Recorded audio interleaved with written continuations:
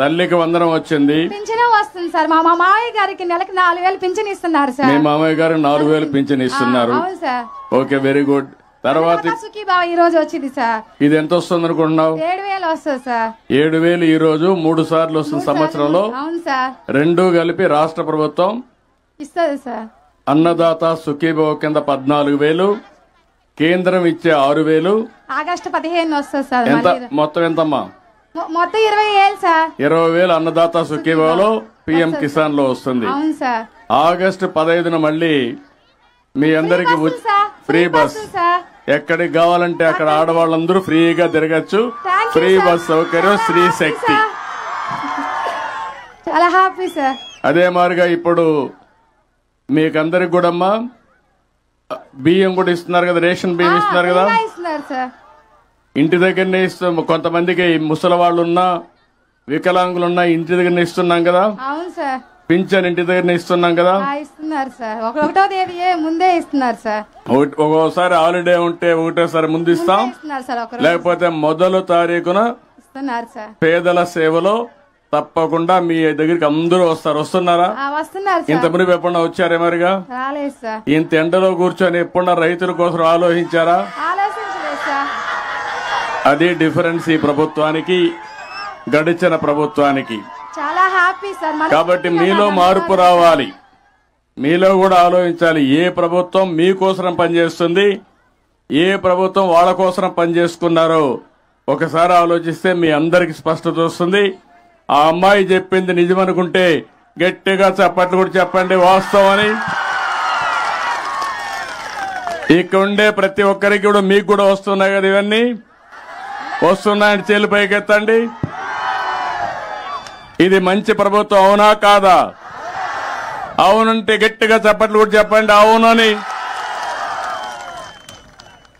ఇవన్నీ శాశ్వతంగా మీకు రావాలన్నా అవసరం లేదా? రావాలంటే ఏం చేయాలి?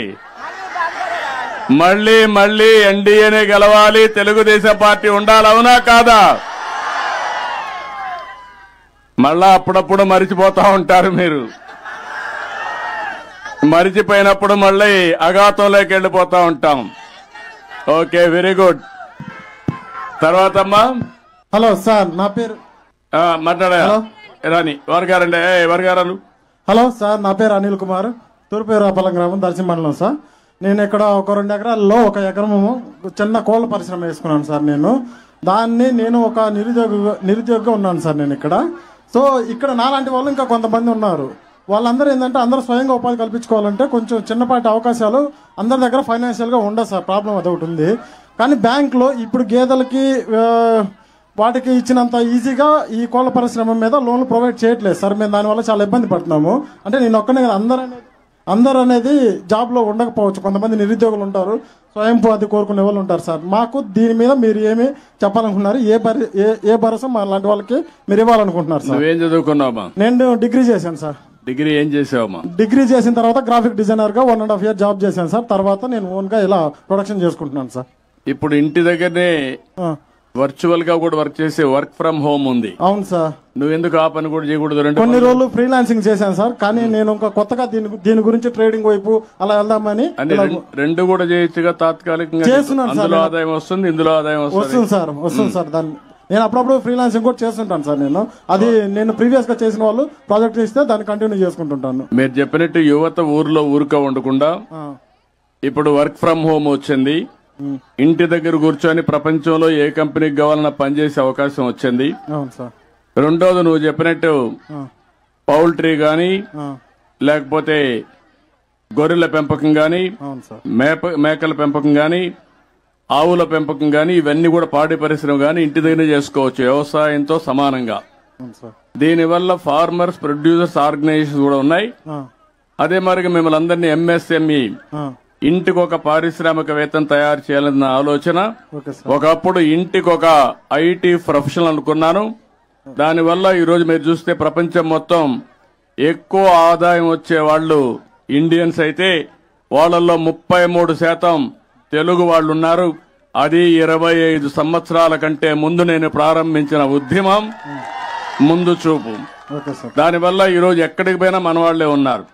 ఇప్పుడు నేను ఆలోచించేది 1 ఫ్యామిలీ 1 ఆంటర్ప్రెన్యూర్, ఒక కుటుంబానికి ఒక పారిశ్రామికవేత్త ఎంఎస్ఎంఈ పెట్టాలి. తొందరలోనే ఒక రతన్ టాటా ఇన్నోవేషన్ హబ్ అమరావతిలో పెడతాం. విశాఖపట్నం, రాజమండ్రి, విజయవాడ, తిరుపతి, అనంతపూర్ కేంద్రంగా రీజనల్ కేంద్రాలు పెడతాం. ప్రతి ఒక్క మిమ్మల్ని అందరినీ ప్రోత్సహిస్తాం. ఏం చేస్తాం, ఐడియాస్ ఇస్తాం, హ్యాండ్ హోల్డింగ్ చేస్తాం, వెంచర్ క్యాపిటల్ ఇప్పిస్తాను. మిమ్మల్ని పైకి తీసుకొచ్చే బాధ్యత ఈ ప్రభుత్వం చేసి ఒక బ్రిడ్జ్ కట్టారు సార్. చిన్న సాయిల్ వర్క్ ఉంది సార్. ఒక డిస్టెన్స్ ఎంతంటే ఒక 100 మీటర్స్ వరకు డిస్టెన్స్ ఉంది. దానివల్ల మనం ఇక్కడ చుట్టుపక్కల ఇక్కడ నుంచి దర్శి ఒక 5 కిలోమీటర్లు, అక్కడ నుంచి ఉల్లగల్ వెళ్ళాలంటే ఒక 9 కిలోమీటర్, మొత్తం 15-14 కిలోమీటర్స్ వెళ్లాల్సి వస్తుంది. మనకు అది ఒక్కటే 100 మీటర్స్ క్లియర్ అయితే 5 కిలోమీటర్స్ లో మనం అక్కడికి రీచ్ అయిపోవచ్చు సార్. 7 గ్రామాల కనెక్టివిటీ ఉంది సార్ ఇటువైపు. కలెక్టర్ గారు ఇమ్మీడియట్ గా దాన్ని టేకప్ చేసి ఒక 2 నెలల లోపల పూర్తి చేసేయండి. Will complete. నమస్తే సార్. అన్నదాత సుఖీకి భవ పిఎం కిసాన్ నిధి కార్యక్రమం వచ్చేసిన ఆంధ్రప్రదేశ్ ముఖ్యమంత్రి నారా చంద్రబాబు నాయుడు గారికి నా మనస్ఫూర్తిగా ధన్యవాదాలు తెలుపుకుంటున్నా. సార్, నేను పుచ్చ అచ్చిరెడ్డి, బొట్లపాలెం గ్రామం, ఈ పక్క విలేజే. నేను 30 సంవత్సరాల నుంచి వ్యవసాయం చేస్తా ఉన్నాను సార్. వ్యవసాయం మీదనే ఆధారపడి ఉన్నాను. ఇదివరకటికి ఇప్పటికి కొంచెం ఇబ్బందికరంగా ఉంటుంది సార్. కూలీలు అది కష్టంగా ఉంటుంది. దానికి తోడు యంత్రాల రూపంగా మీరు కొత్త టెక్నాలజీ తీసుకొచ్చి రైతుకి సులభతరంగా ఆదాయ వనరులు చూపించే మార్గం ఏదన్నా చూస్తారని మేము భావిస్తా ఉన్నాం సార్. మాకు రైతుకి ఏ విధంగా మీరు లాభదాయకంగా మన ప్రభుత్వం తరఫున ఎట్లా చేస్తారో మాకు కొద్దిగా రైతులకు వివరించాలి సార్. ఒక విషయం మీరు గుర్తుపెట్టుకోవాలి రెడ్డి గారు. మీ పేరేమన్నారు? అచ్చిరెడ్డి సార్. అచ్చిరెడ్డి గారు, ఈరోజు మనం వాట్సాప్ గవర్నెన్స్ పెట్టాను. ఆగస్టు 15కు మీరు ఏ ఆఫీసుకు పోయే పని లేదు. నేరుగా మీరు వాట్సాప్లోకి పోతే ఏ పని కావాలన్నా, సర్టిఫికేట్ కావాలన్నా, పని కావాలన్నా అన్ని పనులు అయిపోతాయి. మీకు తెలుసా? అది తెలుసా? తెలుసా? ఉపయోగించుకుంటున్నారా? ఉపయోగించుకుంటున్నాం. ఇక్కడ ఉండే వాళ్ళకందరికీ వాట్సాప్ గవర్నెన్స్ ఏదైతే అది తెలుసో అనేవాడు చేలిపైకి ఎత్తండి. అందరికి ఐడియా ఉంది. పనులు అవుతున్నాయా?